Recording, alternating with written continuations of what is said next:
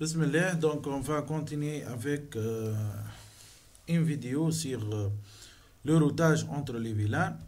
On a dit que la dernière fois, on a deux câbles. Pourquoi deux câbles? Parce qu'on a deux VLAN.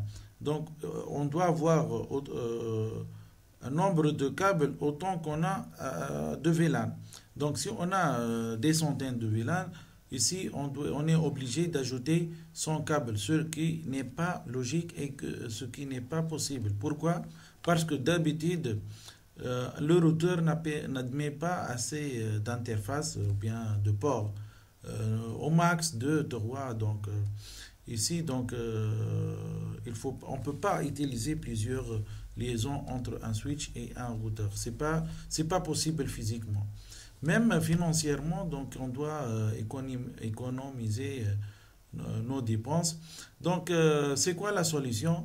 La solution, c'est d'utiliser un seul câble entre le switch et le routeur. Mais la question ici, c'est comment? Est-ce que ça sera possible? Est-ce qu'on peut faire la communication? On va voir tout ça. Donc normalement ici, on va faire une seule liaison entre le routeur et le switch. D'accord. Mais ici, qu'est-ce qu'on a? On a besoin de mettre deux adresses. Une adresse qui présente la passerelle par défaut pour les hôtes appartenant au VLAN 20 et une adresse qui présente la passerelle par défaut pour les hôtes qui appartiennent au VLAN 30. Ici, si on utilise un seul câble, donc on va avoir une seule interface. Donc, qu'est-ce qu'on doit faire? C'est un problème physique. Donc, est-ce qu'on va utiliser plusieurs ports? Non, c'est pas possible. Donc, comment résoudre un problème physique? On le résout logiquement à travers les commandes. Ou alors, on doit trouver une solution logicielle, une solution software. Et pour nous, puisqu'on travaille en réseau, on va le résoudre à travers des configurations, à travers des lignes de commande. Donc, c'est quoi? Quelles sont les lignes de commande? Ou alors, quel est le rôle de ces lignes de commande? Donc, ces lignes de commande vont diviser cette interface en des sous-interfaces virtuelles, c'est-à-dire logiques, qui permettent de diviser cette interface en trois, dans notre cas, en deux sous-interfaces virtuelles. Donc, c'est comme si on a deux câbles, ou deux ports. Mais physiquement, on a un seul port.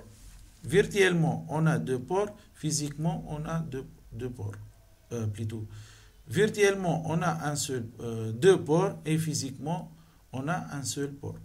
Si on a 100 VLAN, on peut le faire, on peut diviser notre interface physique en des sous-interfaces virtuelles. Et bien sûr, tout cela à travers des configurations et des lignes de commande.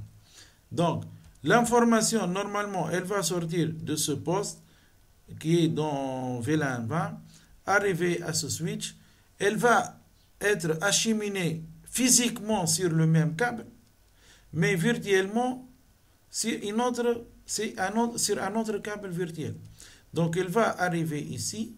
Ce routeur, virtuellement, il va l'envoyer sur son interface virtuelle. Pour comprendre le phénomène, et il va l'acheminer vers ce switch. Donc, cette méthode s'appelle la méthode ROS, c'est-à-dire la méthode ROS, c'est-à-dire Router on a Stick. C'est la méthode ROS. Router on a Stick. Parce qu'ici, il y a un seul bâton ici. Donc, c'est comme si le routeur s'appuie sur ce bâton. Donc, Router on a Stick. Donc, pour me comprendre davantage, j'ai préparé une animation qui va vous permettre de comprendre comment on peut, comment l'acheminement ou bien comment se fait la communication. Donc ici, remarquez bien qu'est-ce qu'on a. On a un routeur et un switch. On a trois postes, chacun dans un réseau, ou bien dans un VLAN. Donc le premier poste est dans le VLAN 2, celui-là VLAN 3, celui-là dans le VLAN 4. Donc la différence avec notre schéma, c'est que dans cette figure, il y a un seul poste. Est-ce qu'on peut le faire? Oui. Ben, pour chaque poste, qu'est-ce qu'on doit faire? On doit spécifier une adresse IP et une adresse de default gateway, des passerelles par défaut. Donc remarquez bien, les adresses appartiennent à trois plages différentes. De même, les default gateway sont différents. Donc supposons maintenant, on a le PC 1 veut faire un ping sur le PC 3. Où se trouve le PC 3? Celui-là. Donc l'information, normalement, elle va sortir.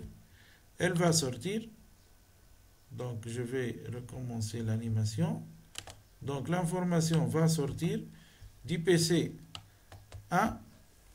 Remarquez, la trame n'est pas taguée parce que ici le PC ne comprend pas le tag. Donc elle va passer comme ça. Elle va entrer au switch.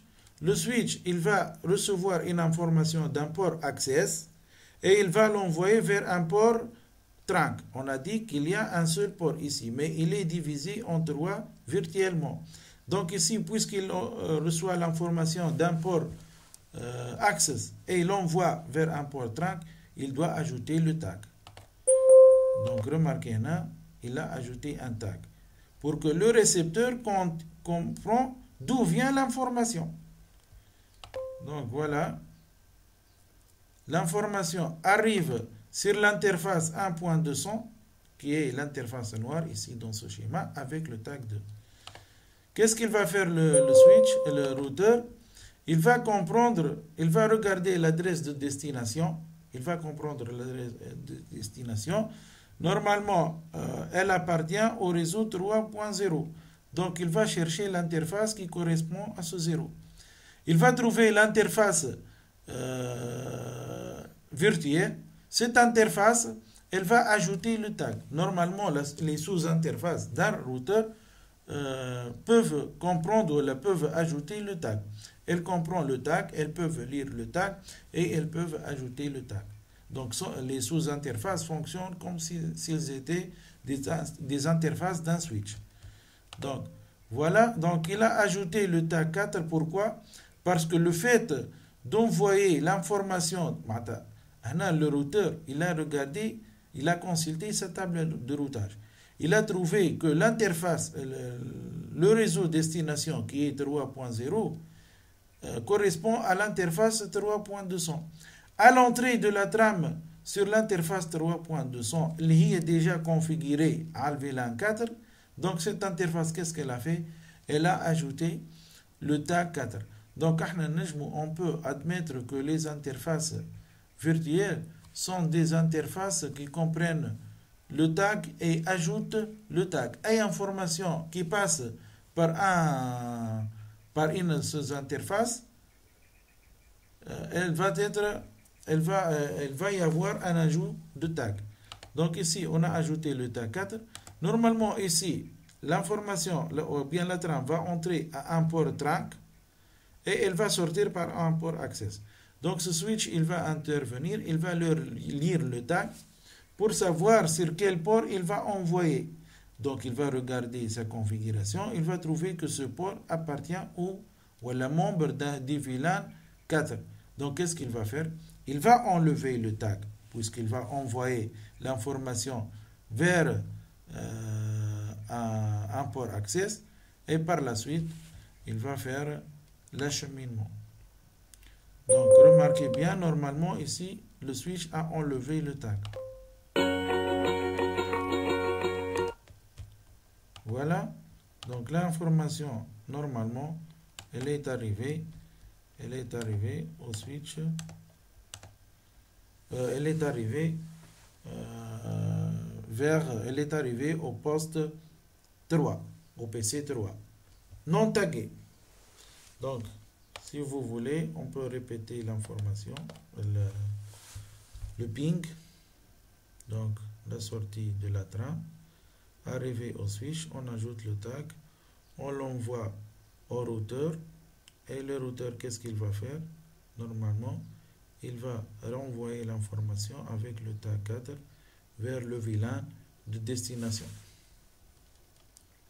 Voilà. Voilà. Donc, revenons à notre schéma. Normalement, ici,